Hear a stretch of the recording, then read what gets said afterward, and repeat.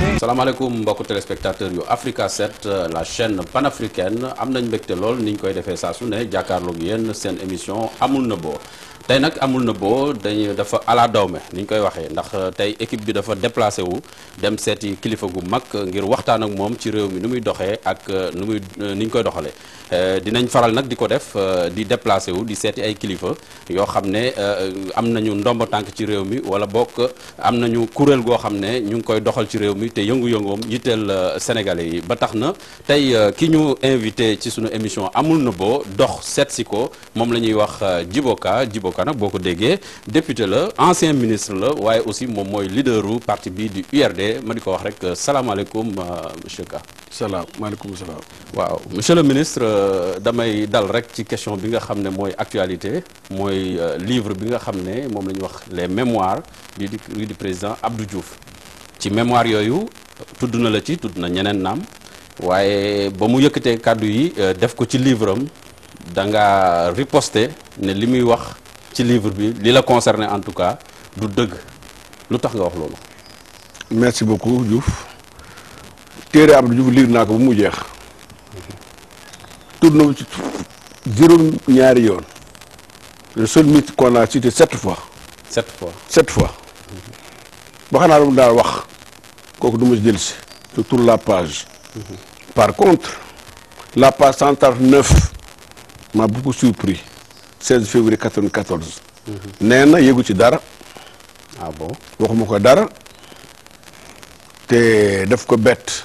moo tax ma dindi ma si gouvernement fàttali mooy policiers yi ba ñu jógee di manifester. exactement ça ma ne ko téere bi maa ko bind en 2005 à la page 138 39 wax naa ne seeti naa ko wax lii moo xew benn journal bu tudd Walfadjri nee na benn information ñëw na tombe benn présidence ñu nëbb ma ko ça n'a pas été répercuté au ministère de l'Intérieur à l'époque man nañu porte plainte contre X mu ne woon Ousmane Tanor Dieng bu demee sumu bureau woo Ousmane Tanor Dieng ba tey maa ngi xaar tontu bi mu ngi nii.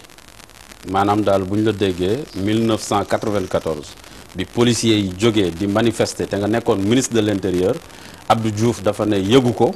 waaye yow nee nga yëgaloon nga ko. après le journal a dit benn information bu garaaw rot na présidence ñu nëbb ko Djibo Ka loolu njaaxum la. yow nga nekk ministre de l'Intérieur. ñu nëbb la information. voilà te man maa yore réew mi temps yooyu. oui fépp information bu gouvernement bi jot war naa xam.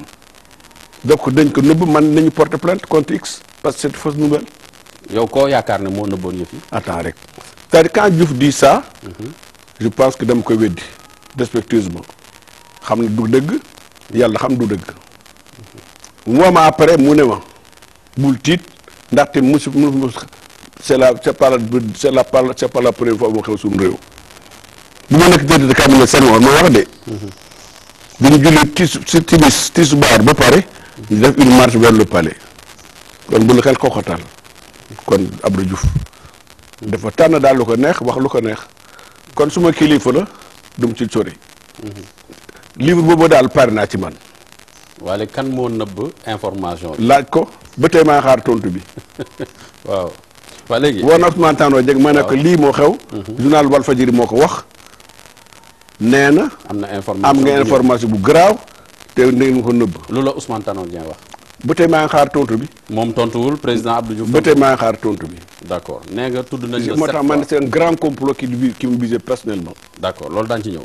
temps yooyu PS dafa amoon ay problème garaaw. dañoo xëccoo PS. ci biir PS yu faral Tanor Dieng. loolu daañu ci dellu si avec le congrès sans débat waaye li ma bëgg a xam rek mooy nee nga tudd nañ la 7 fois. oui benn bi xëy na c'est. man dong lañ tudd 7 fois. waaw d'accord benn bi xëy na c'est anecdotique. oui mooy bi mu ne Moustapha Niass de la Dóor. loolu xewe na loolu lañ ko jàll. te waaye yitteel na nit ñi quand même Moustapha Niass de la Dóor te Jean Collin moo la waxoon ne wax ko lii ndax mu mën laa dóor ndax ñu génne ko ci gouvernement bi loolu yow ban précision nga ciy am rek ñu tourner page boobu. pare naa ci man loolu dootu ma dellu si waat pare naa ci ñëpp Sénégal yi déglu la wax kon loolu pare naa ci. waaw amul na boo de bëggoon nañu xam. te man du ma ci wax ba lépp wéde quand même. du manipuler. Collin amoon liggéey mu ñu moo boole woon mais du ma xaritam Diouf moo nekkoon xaritam ñëpp xam nañ ko. mën nañu ma koy jàngal liggéey man xoolee mosuma jàngal liggéey. Collin Jean Collin dem ko daan naw ndax def doon grand travailleur. kenn du manipuler man. maanaam ne la defal lii. saagaal di wala defal lii dem koy mbéj. moom ki la ko wax. il n'y pense même pas. dootu ko nu boole puy. waaw kon luy boole puy. boole puy mooy xanaa waaw tekkil ñu ko kooku de pël yu ko. caaxaan la loolu caaxaan la. baal ma ak daal may bugg si sori daal. incha allah waaw amul problème léegi li ma bëggoon ñu wax mooy Jean Collin moomu lan moo nekkoon sa relation ak moom. liggéey kese. parce que Abdou Diouf nee na c'est un homme dangereux. wax na ko ci c'est son affaire man xamu si en tout cas Collin liggéey kan la. xalaat nga ne nit ku dangereux la woon. non xaw ma ko woon côté boobu xaw ma ci. Collin daal lu ma xam moo liggéey kan la woon ñëw liggéey bëgg a liggéey. te mun liggéey. ah bon yàlla mooy seede. waaw lan moo la déranger ci mémoire yu président Diouf bi nee nga 7 fois lañ la tudd est-ce que mën nañ xam 7 fois yooyu. yi ci des mu texit mooy lan la la ci tudd. c'est que man mii Djiboka à l'époque temps yooyu bari woon naa doole si nguur gi. ñu naka mise si plan. dem Washington bu ñu bëggee changer code du travail man la ñu woo ñëw. bref en tout cas tudd na ma 7 fois man dongal tudd 7 fois. waaw yeneen 7 fois yi tuddal nga ñu ñaar. mooy incident bi ak Moustapha Niass. ak 16 février feneen bi ak 16 février 94. léegi yeneen. les syndicats quand on voulait changer le code du travail. les syndicats ont dit non d'accord ci loolu. un débat vif à l'Assemblée. 7 heures de débat. tout mu ci ñaari yoon. et puis le sommet de l'OCI en 91. fii la nekkoon Dakar man nekkoon affaires étrangères. ñu dem vraiment àddina dem ba ñu dugg ci dévaluation. 84 13. un débat de fond. conseil mille moo ne 7 heures de débat encore. ñu wàññi salaire yëpp 15% 4%. bref grève bu ngande 27 octobre. ville morte en septembre 93. donc tout ça Abdou mënutoon ñàkk tudd Djiboka parce que maa ne ko au centre du débat. mais foofu ci point boobu lim ci wax lépp dëgg la. dëgg la. waaw yeneen point yi. def naa 7 fois éliminé gu nañ ñett de. mais non 7 fois. waaw léegi tudd nañ ñett yi des na. mais non 7 fois la wax. 7 fois la wax. benn tour moo dellu si 7 fois. waaw pas forcément 7 affaires. non non. d'accord donc ni nga ko waxee ci presse bi dégg nga président Abdou Diouf ci mémoire am yi dafa am ay trou de mémoire maanaam dafa am yoo xam ne da ko fàtte lu mel ni assassinat maître Babacar Seye yow ci sa xalaat lu tax mu tëb ko. xam nga di mémoire da ngay tànn il faut ngay tànn doo mun a wax lépp dafa tànn lu ko neex ak lu gën a yomb si moom comprendre naa ko je le comprends parfaitement. j'ai dit à l'époque temps ce jour-là chez aux affaires étrangères 3 heures la mu woo wax ma loolu njaaxum boobu mu ne faat nañ ko tey à telle heure à tel endroit te donc on est dans l'impasse. loolu la wax. l'impasse maa ngi wut ko moo koy wutu mu ne ma il pense aussi su Ndiaye mais yem foofu dama sori affaire maître Babacar. da nga xalaat ne il n'est pas à l'aise dans ce dossier. non c'est pas ça c'est day tànn daal mënul wax lépp. il ne pouvait pas dire tout. waaw mais comme aussi justice def na liggéeyam. ci dossier yooyu dossier boobu dama sori daal. waaw comme justice def na liggéeyam est-ce que xalaatoo ne looloo tax moom en tant que républicain mu ne jarul mu ciy dellu si ci livre bi. waxul dara loolu waxul dara bind même pas une ligne. waaw xëy na def comme décision ce jour là xamoon naa dem intérieur. bés boobu le 15 mai. je savais bien que j'allais à l'intérieur. dañ la affecté intérieur. absolument lu tax. parce que il m'a dit au téléphone sa façon de parler. ah bon. 87 déjà j'allais venir. donc c'est mu ngi ci livre bi. en 87 par la guerre des policiers la grève des policiers. face aux gendarmes. il m'a dit prépare-toi à aller à l'intérieur. fa mu dënk Collin. xamoon naa ne gars tout wutaan naa dem intérieur. crise majeure comme ça au grand militant du parti ne pouvait pas échapper. effectivement waaw léegi livre Abdou Diouf bi nee nga tudd na la 7 fois am na ci ay points yoo xam ne d'accord ci mais tout n'est pas mauvais. non tout n'est pas mauvais franchement tout n'est pas objectif tout n'est pas subjectif dafa tànn daal lu gën a yomb si moom lu gën a oyof mais il a défendu beaucoup de choses. lan nga xalaat na tey comme lire nga livre bi lan moo positif ci li nga xam ne wax na ko ci ni mu yore woon réew mi. d'abord témoignage bu am solo la ndax mémoire am na solo trop réew pour les jeunes générations pour xale yi di ñëw. xam seen histoire réew. fu mu jógee fu mu jëm. loolu rek laa jàpp man. je parle le côté positif. donc c'est pas la peine de faire la polémique encore. dafa doy. ñu liggéey. Diouf te disciple de Senghor. méthodique. talentueux. ah vous reconnaissez ça. mais très méfiant. loolu mooy caractéristique da nga dugg bureau da nga dugg bureau waaw nga waxtaan moom pendant des heures et des heures doo xam lu mu xalaat. il te dit jamais son point de vue. quand tu es optimiste da nga yaakaar ne dana def lépp loo wax. quand tu es pessimiste doo xam dara. il est secret. il faut bien être très fin pour le mieux comprendre. il s'ouvre rarement aux gens. mais il est très poli. musul day jóg même sa booy nga day jóg mu nuyu la ak gunge la ba ci buntu bi. comme Senghor moo koy jàngal loolu. ñu ñëw noonu lañ mel. mais pour nga percer mystère bi. dana jafe trop surtout à partir en ce que l'état day jafe trop. waaw lan moo nekkoon sa relation personnelle ak président Diouf wax nga ne nekkoon nga son tout puissant ministre de l'intérieur am na yeneen postes yoo occupé pas de puissant maa ko wax vous étiez son tout puissant ministre de l'intérieur waaw mais lan moo nekkoon seen relation personnelle. c'est parce que c'est important de dire ça. ba mu nekk xale bu góor bu tuuti en 55 at boobu laa dugg école primaire mu dem Linguère gis baayam gis Abdou Diouf c'est la première fois gis Abdou Diouf mu ngi ñëw vacances di tuwee dami yi ak rakkam yi Maguette Diouf Badara Diouf tout ça là. son père Ndiaye Diouf moo dakkoon jouer dam au Sénégal Mam Baba Sy il avait défié Ndiaye Diouf suma moo dencoon suma tante mu ngi dund ba tey mu ngi liggéey boo jël ka am na ñetti doom kon Diouf suma mbokk bu jege la. l'aîné de Bojel Ka qui s'appelle Yacine Diouf maa ka may suma rak Amadou Ka qui était à l'ORT dundatul am na ñaari doom seen taaw suma turu jabar lañ ko tuddee dafa jege quoi. Diouf donc on est très proche parents donc dem ci maandu. tu comprends. oui effectivement. dem ci maandu tigi dëgg-dëgg. waaw dafa mel ni. quand son père vivait. c'était mon père. et su ma doom bu tudd El Hadj Ka nekkoon sub télécom classe supérieure en mathématiques maths supérieure à Cachan Janson de Sailly dans sa chambre à l'époque benn photo moo fa nekkoon. photo Ndiaye Diouf ak moom ak sa mère même pas moi. ah bon. c'est-à-dire que Ndiaye était notre père très proche donc dem ci maandu daal. d'accord loolu nag avant congrès sans débat ñëw yàq lépp. ah ça c'est autre chose. waaw c'est la politique ça. waaw congrès sans débat daal bi mu yegsee mooy maanaam bi ñu propulsé kii di Ousmane Tanor Dieng.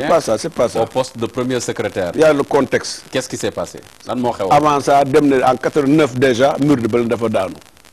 mur de Berlin mooy mur bu daan. séparé ñaari les deux Berlin. bloc de l'Est.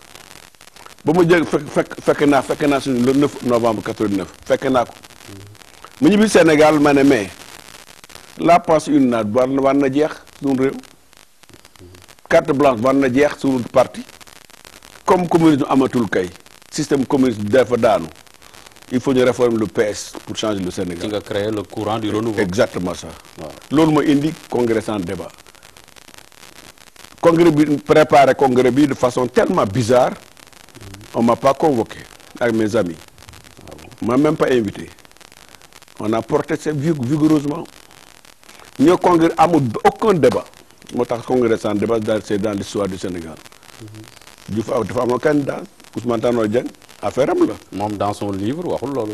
en tout cas dafa ne Ousmane Tanor Dieng daf ko tànnoon ngir mu épauler ko ci ni ñuy doxalee parti bi. loolu la bind. mu jàppale ko loolu la ci bind ñuy doxalee parti bi waaye mosul nekk maanaam dauphin am koo xam ne da ko bëgg mu remplacer. waxuma dauphin de. waaw waxuma dauphin de xam dauphin mooy ku wuutu nit. yàlla ma xam kan mooy wuutu nit. Senghor moo amoon dauphin moo doon Abdou Diouf. te nëbbu ko woon. Diouf sa méthode est totalement secrète.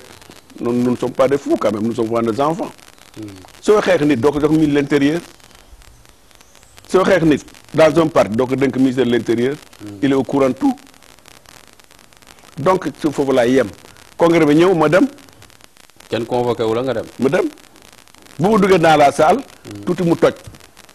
loolu provocation la. mais non man militant de groupe membre bureau la nekkoon.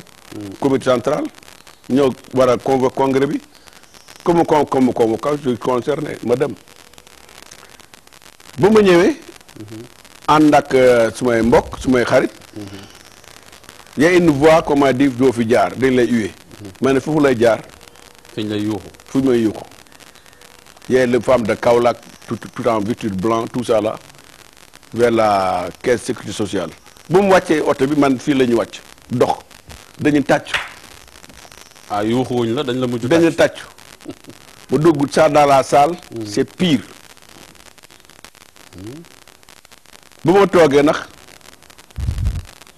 sumu benn xarit bu jege ñëw mu ne ma t'as marqué un grand coup ma ne c'est pas mon problème moi je suis militant du parti je reste militant du parti xam nga dama bokk bureau du bees bi m'en foutais de ça.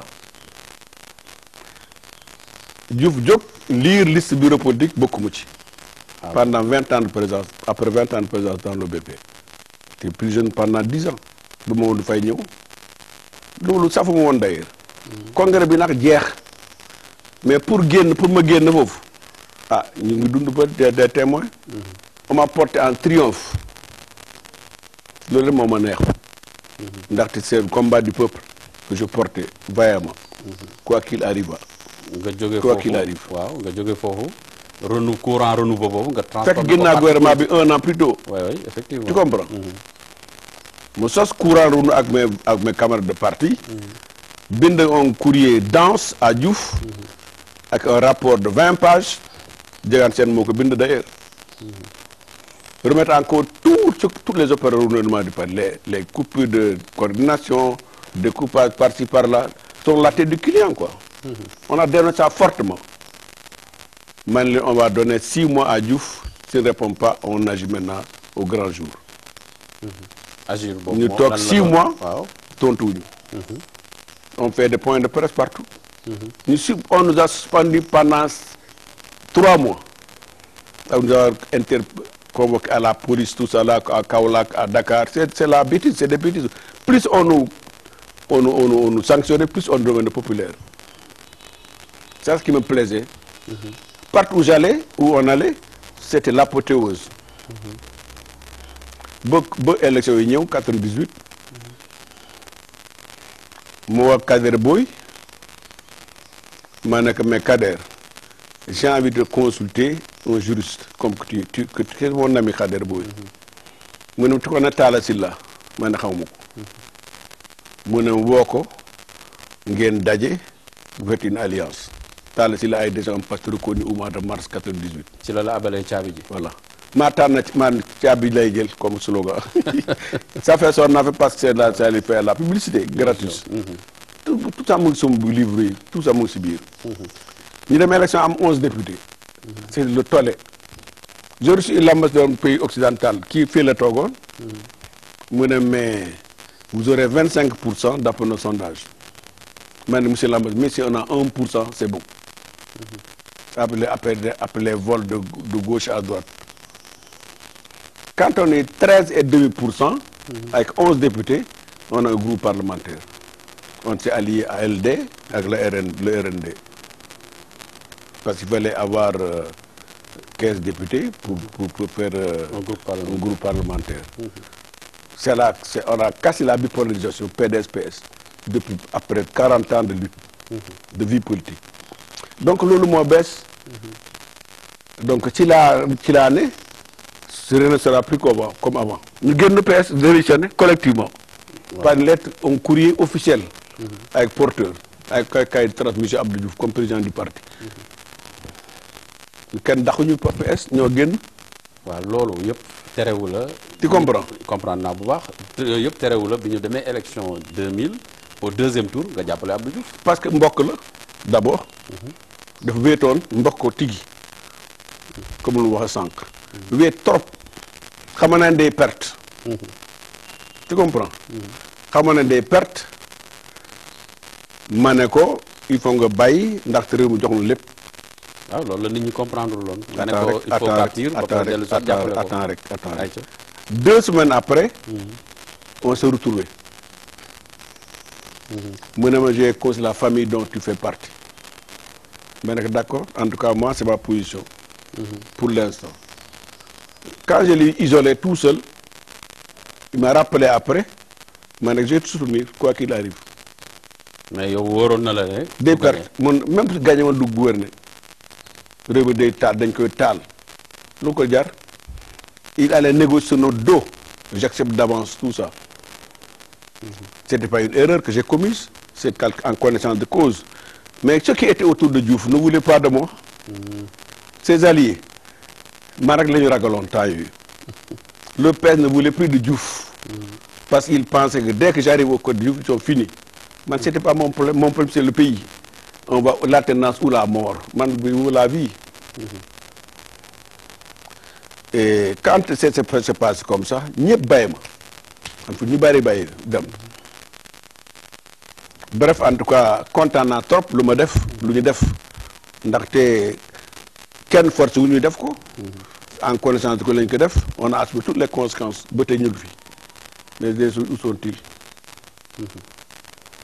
Il pensait que Wade ne fera que président de transition. Il était malade, nangam, il est vieux, trop vieux. Mais Wade va les enterrer tous. mooy ñoom Moustapha Niass. Ah, yaa leen tudd. ñoom Abdoulaye Bathily ñoom Landing Savané. man rek la ñu ragal ko jàppale woon. man rek la ñu ragal Abdoulaye Wade jàll en 2000. Il pensait que Wade ne sera que pendant quelque temps, il s'en va. mais ñoom yàgg nañoo théoriser président de transition. C'est vrai même Macky Sall sax président de transition lañ ko jàppale. mais voilà na moytu. na Macky moytu. C'est des communistes purs et durs. C'est des communistes habillés en libéraux. Ils sont camouflés quoi. ah bon. Ils sont masqués. léegi dama bàyyi polémique daal. jàmm ci poussé. waaw déet poussé wu ma la ci dañuy leeral rek xam fi mooy amul nëbboo. c'est-à-dire que le pays est tellement bizarre Diouf. parce que Sénégal dafa tuuti ñëpp tout le monde se connaît. bien sûr. ce qu'on se respecte. ànd ak dal. ak beaucoup de sérénité. ñu tabax suñu réew. on parle trop au Sénégal on ne travaille pas assez.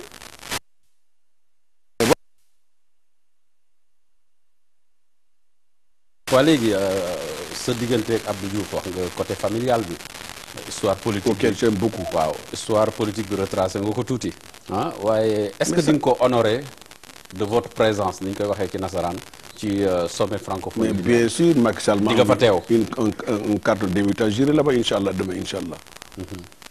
su ma dundee ba suba naa fa dem fay dem invité. da nga fa dem ndax Macky Sall moo la invité wala da nga fay dem pour honorer de votre présence Abdou Diouf. les deux parce que Macky moo ma invité d'abord dem ko honorer son invitation ça me fera plaisir de regarder Abdou Diouf en face. vous allez lui parler di nga wax ak moom. su ma amee occasion pourquoi pas. su mag la parce que mon grand frère moo ma yar presque il m'a connu tout petit. xam nga Diouf ak man dafa doy waar. il m'a vu grandir là ce petit boy là que j'ai vu grandir comme ça. ba nga ñëw dugg ci biir parti. non moom fekk ci biir parti bi. yaa ko ci jiitu. bien sûr depuis le lycée man. effectivement léegi. Diouf il a un destin particulier.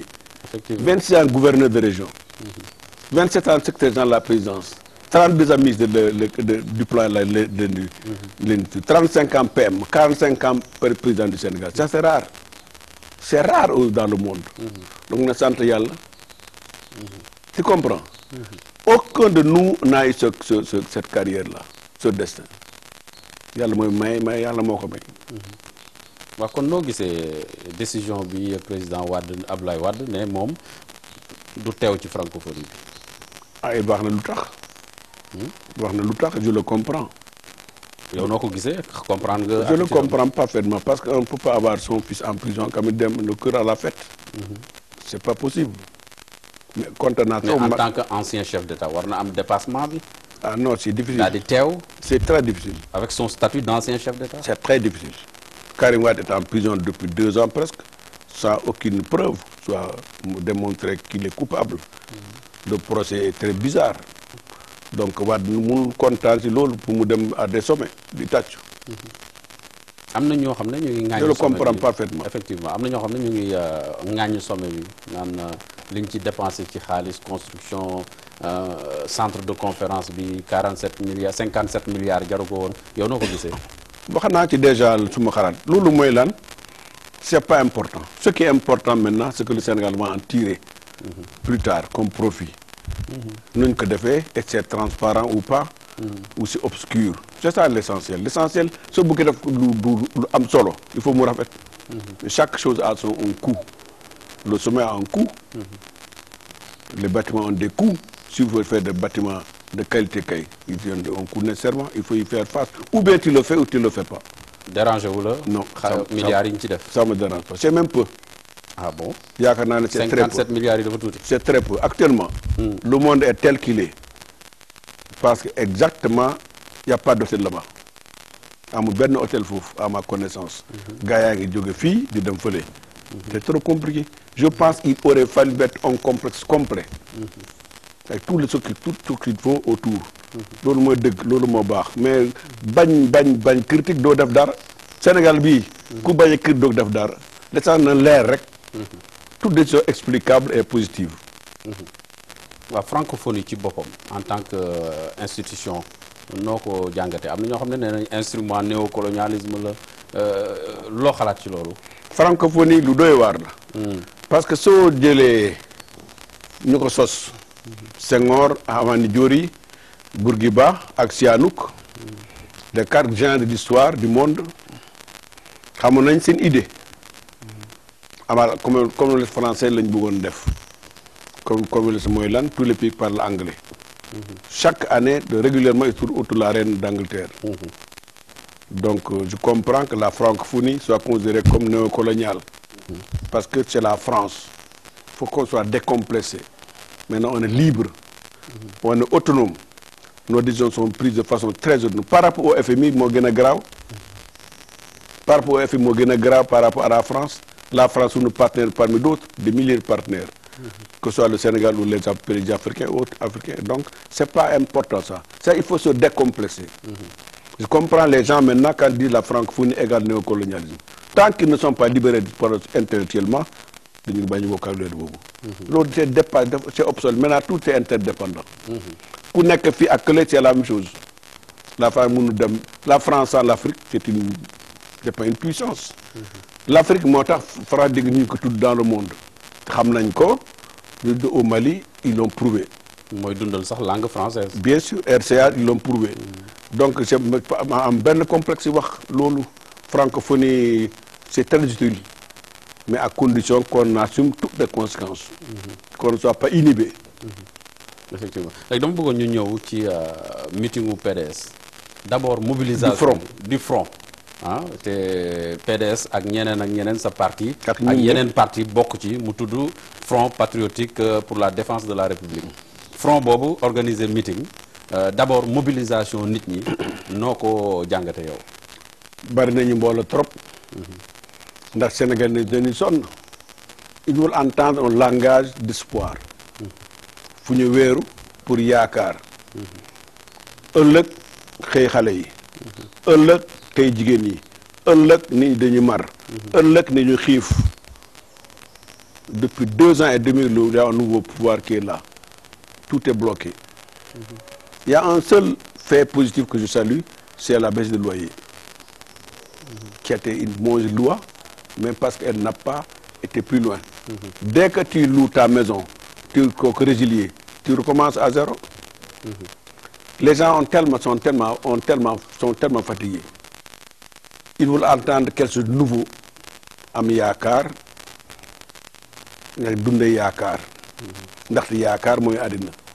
bés bu ay yaakaar am ci àddina amatul dara. donc mbooloo def bari woon tellement il y a tous les militants de partis alliés mais il y a d'autres Sénégalais aussi. C'est le peuple sénégalais qui était là pour entendre ce que nous allions dire. Bref, en tout cas, ce que j'ai dit, je note que ce pays a besoin de changement encore. Quel changement? Politique, économique, social, c'est tout à là-dedans. waaw si sa xalaat Macky Sall ci boppam muy président Macky Sall nan la waroon jàngate mbooloo moomu wuy si woon front. Ne que lire objectivement. Ne que lire bañ seet bulletin de renseignement la police. Il y a tout au recto verso. Lecture recto verso. Recto verso. Et entre les lignes. Entre les lignes. waaw Il faut absolument qu'il sache lire ce que cela veut dire. Pas qu'il n'écoute pas les sirènes de son parti. Souvent, trop souvent. Je comprends maintenant qu'il soit collé à son parti. Bon, il faut conseiller le pouvoir.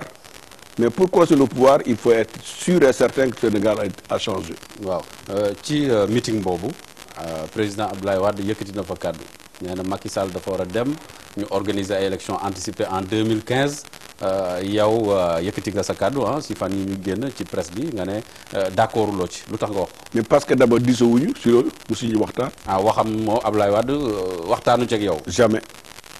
Jamais. su ànd ak nit ak mbooloo ak parti égale dignité il faut ngay diisoo ak ñoom balaa nga wax ju mel noonu il faut nga informer ce que tu vas dire. Même s'il n'est pas obligé d'informer tout le temps. Ce point est tellement important pour moi. J'ai dit d'accord mu ci ànduma ci. lu tax ndaxte on a un candidat républicain d'abord qu'il faut respecter. Jusqu'au bout. Nous ne sommes pas au Burkina Faso, heureusement. Il n'y a pas de crise majeure qui bloque le pays. Le pays marche, il y a des difficultés, c'est sûr et certain. Il faut les changer de façon normale et régulière. Et de façon loyale, démocratiquement parlant. Voilà ce que j'ai dit. Donc, wax naa seet naa waat wax loolu. waxtaan ngeen ci après. Comme ça, ñun ñaar. lu mu la wax. Donc, man il est d'accord sur ma position, il comprend ma position. mun naa ko wax ma génn télé gars yi woo ma man voilà ce que j'ai dit. D'accord ci loolu tey ak ëllëg. Tant qu'il continuera comme ça je me démarque. ci front bi. ci front bi même ces propos-là c'est gênant quoi. Nous sommes des républicains, des hommes d'État, dit-on. Donc il faut qu'on le prouve en marchant, qu'on le prouve en disant ce waaye du ñu taxaw président bu ñu élire démocratiquement nga ne na fi jóge. donc c'est pas possible. du ma ci ànd jamais. yow pour yow nañ xaar élection. loolu mooy yoon loolu mooy yoon. su élection jotee. 5 ans 7 ans c'est l'affaire de Macky Sall on verra. Le peuple sénégalais su ko reconduire affaire am la s'il est battu affaire am la c'est ça la démocratie régulière.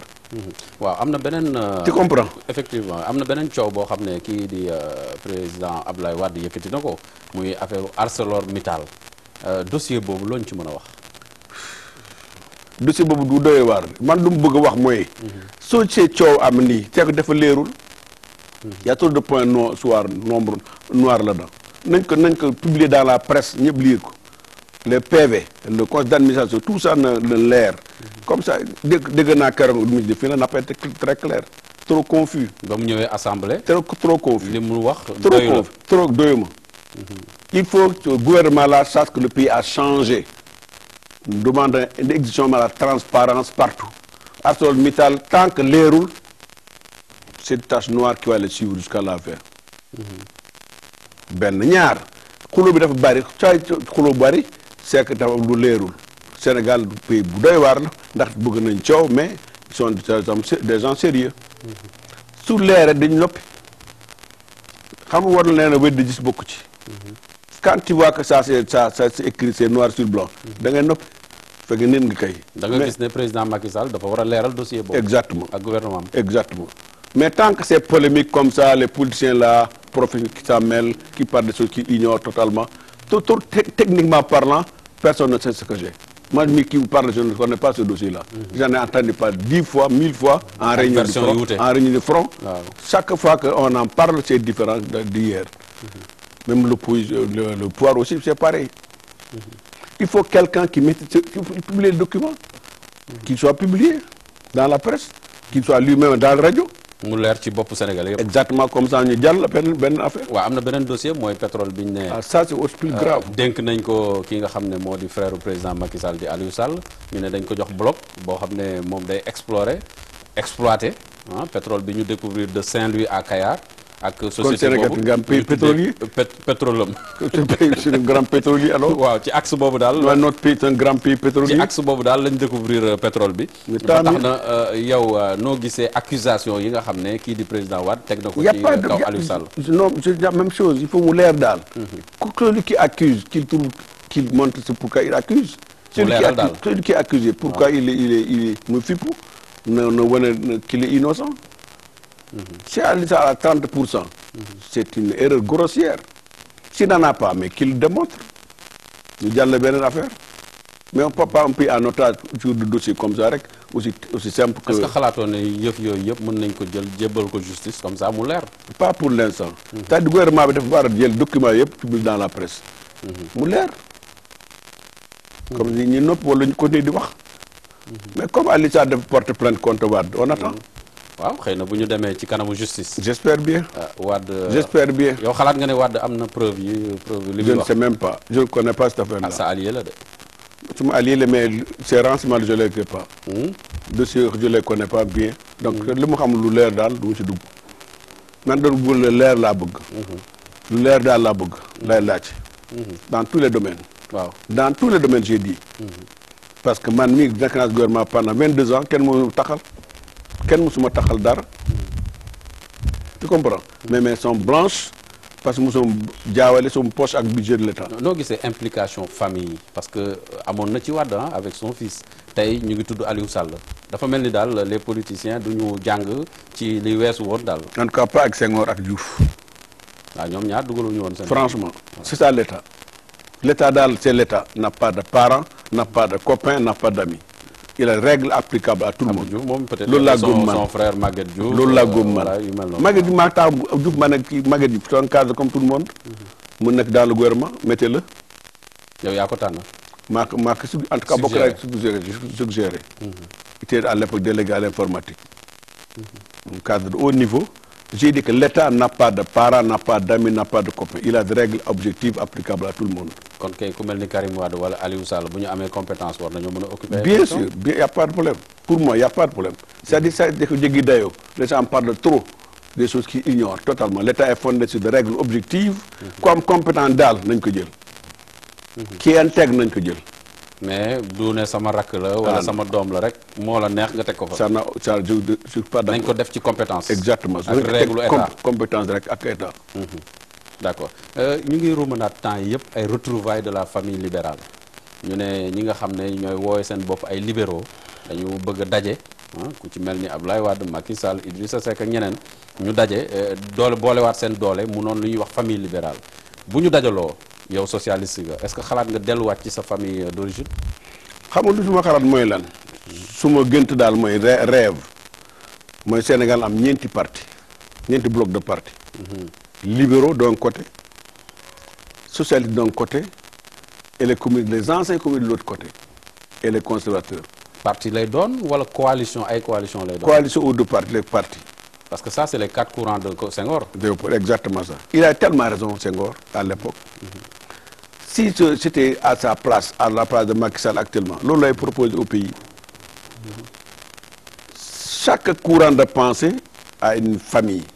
appartient à une famille qu'elle s'organise dans le cadre d'un bloc libéral bloc socialiste bloc démocratique etc. même bu ñuy def ay primaires sax ku ñuy jiital. rek 4 blocs. day gën a leer. mon rêve c'est de voir les socialistes se retrouver mais c'est parce que on a raté le coche par notre ego trop développé. je pense que Khalifa Sall comme lui et ses copains le feront. tôt ou tard génération ñoom. tôt ou tard. c'est inéluctable historique ça. est-ce que du am ci 2017 bi. je crois en tout cas ce serait heureux que ce soit fait. parce que yenn analyse yi nee nañ 2017 bi bu ñu élection présidentielle amee dina am un camp libéral ak un candidat ak un camp socialiste. ce serait formidable comme ni nga wax noonu. ce serait formidable je milite pour ça moi. Khalifa Sall moo man ak avant il y a quelques jours là. prend ça en charge. des hommes de ton âge et des femmes de ton âge. Vous avez une vision prospective. Vous n'êtes pas subjectif, vous êtes objectif. Vous savez, votre génération a des enjeux importants. Je pense que Wade ne doit pas avoir raison sur nous. Il a dit à l'époque, libéraux seront là pendant 50 ans, on sera foutu. et les socialistes alors. Est-ce que dañu war a dégg foofu ne yow dootoo mos a jàppale un candidat libéral. Je ne pense ça va être très difficile pour moi. Pour nga jàppale ci candidat libéral. Ça dépend du contexte historique. Et quel est son projet. Et de l'avis de mes camarades du parti. ah sa parti boobu sax URD fu mu toll kenn déggatu ko de. ah ñu ngi yëngatu. ci man da nga tëx xam naa da nga tëx. certainement yëngatu bi ba foorul. En tout cas on vit beaucoup. Et on occupe les. dafa mel ni daal da ngeen noyé wu ci biir front yeeg. alliance yeeg yàlla non on n'est pas tellement actif au front d'ailleurs. On n'est pas actif au front. On a gagné quand même des communes entières. 10 au moins. Dans un pays qui en compte 500 et quelques. C'est important pour nous. Parce qu'à l'époque de la présidentielle, on n'avait rien. Macky a tout pris. Il y a quelques jours là, j'ai dit à mes camarades du Djolof, faites le point, on a 10 communes au Djolof. En 2012, on n'avait rien. Dara, sauf chez moi. J'ai dit que maintenant, organisez-vous les jeunes. La jeunesse du parti. Et moi, prépare une équipe qui va prendre la relève. L'URD est là, debout. J'ai a participé à un débat à Walfadjri avec Lamine Ba, le jeune Lamine Ba du PDS. Sen Djegan, c'est presque le numéro 2 du parti. C'est le porte-parole en même temps. Donc, il tient le bon bout, quoi. Et que Vieux Cissé, le chef des jeunes rénovateurs, c'est l'adjoint au maire de Goudomp. Donc, on tient bon dalle. Mais on peut noyer avec tous ces bruits-là. Des fronts par-ci, des Macky 2012 par-là, Benno Bokk Yakaar par ici. Les Sénégalais ne sont pas démocrates. Ils sont intolérants. Ah bon. Il faut se mouvoir dans ce contexte-là difficile, mais il faut exister. D'accord. Nañu wax tuuti ci Assemblée nationale. Assemblée nationale am na ay baat yu jóg notamment say natango député ñu ne ni ñuy gérer budget bi à l'Assemblée nationale dafa lëndëm amul dara lu leer yow député nga ci biir Assemblée nationale noo gisee loolu. Ça dépend. Mën nañu wax dëgg mais il y a une façon de le dire. C'est vrai que l'Assemblée nationale doit xamul musul son budget. C'est dans le pouvoir public. Et de ko préparer comme la loi le prévoit. Si le ministère des Finances moo koy préparer directement. C'est pas de secret. Mais il aurait été quand même mieux que ce soit plus transparent, je pense. Mais comme c'est des collègues de l'Assemblée, j'ai beaucoup de respect pour Moustapha Niasse, pour la monnaie. Ah bon. Je lui fais confiance. Il a entendu le message de ses collègues députés. Je pense qu'il va changer de méthode. On va changer de méthode la prochaine fois. yow gëm nga ne. La patience est la mère du bonheur.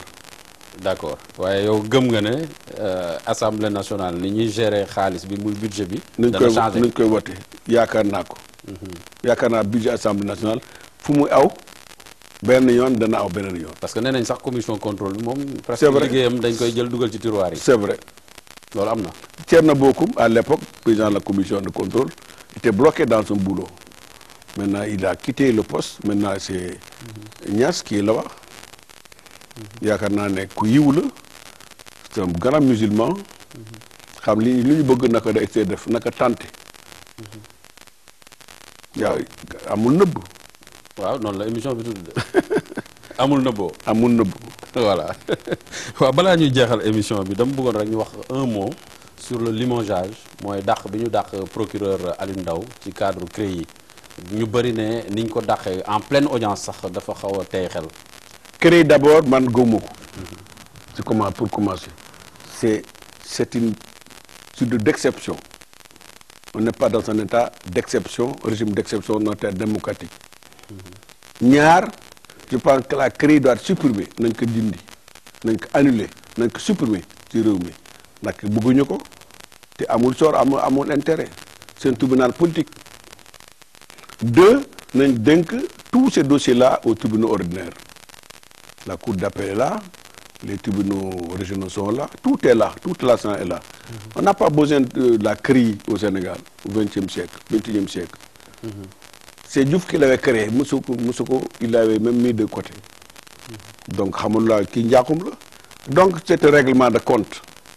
c'est trop subjectif et puis amul benn intérêt Sénégal nekk un pays comme ça démocratique avec des tribunaux d'exception. Donc c'est anticonstitutionnel. Je ne suis pas d'accord avec la CREI. Quand Ndao a été enlevé, j'ai dit c'est pas une question de principe. C'est la CREI elle-même qui a mis en cause. C'est pas Ndao en tant que tel, en tant que procureur spécial. Que ce soit toi ou lui, c'est pareil. La CREI sur la CREI. waa CREI nan lañ mën a arrêté CREI fi mu toll nii parce que fi mu toll nii. nañ ko supprimer mi ngi liggéey. nañ ko dindi. nañ ko tas dossier yi fa nekk. nañ ko tas ñu transférer dossier à d'autres juridictions. Mais pourquoi pas? Ça n'a aucun intérêt pour le pays. C'est une juridiction d'exception tellement grave à mon recours. C'est renversement de la preuve, des preuves. Yow tu es riche pour que tu n'es pas riche. Quand bu ma la jiiñee loolu man maa montré donner de preuve su ma fan laa ko teg. Mais tegal wax mu tax nga tu es riche. Foo ko jëlee. yow bi accusé. kooku c'est inquisition. yaa waroon indi. C'est la police, ça c'est inquisitoire. L'inquisition, c'est pareil. C'est triste au Sénégal, c'est pas la peine, c'est tellement grave. Man daal bu mu bëggee daal mooy Macky jël son courage à deux mains mu tas ko. ci sa xalaat lan moo taxoon Macky Sall taxawal ko. taxawal daal di koy dundalaat. fomp ko. fomp ko dépoussiéré ko ni ñu koy waxee. Je ne sais pas. Xanaa l'entourage encore. Je connais pas bien ce côté de Macky Sall, franchement. Ça m'a beaucoup surpris d'ailleurs. Ndax yaakaaroon naa ne reddition de compte moom war na am, c'est obligatoire. Mais comme ça, c'est pas possible. Jàpp nit nga ne ko yaa jël lii tuumal nit nekk yaa jël lii nee nañu il faut le prouver. Ba tey dara. Les 47 milliards de Singapour. Karim Wade a tout fait mais dañu tëx dem leen de jële ko maanaam fay des billets gars yi dañu tëx parce que amul certainement donc tribunal boobu daal tas yaakaar la tudd. Ah bon.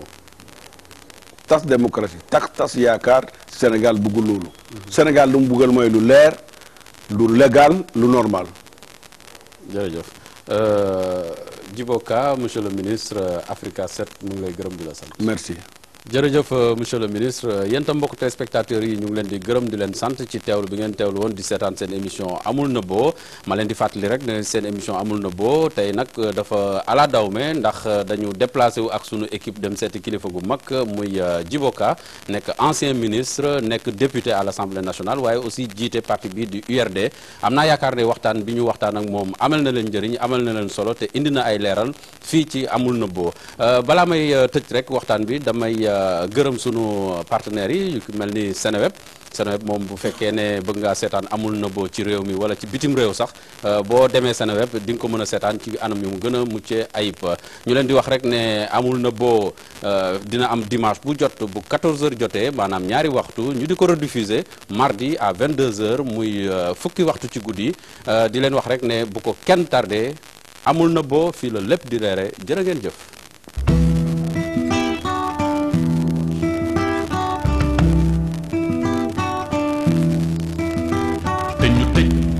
bor yi di ñu tëj ba tey jii ñun mënatuñu rëcc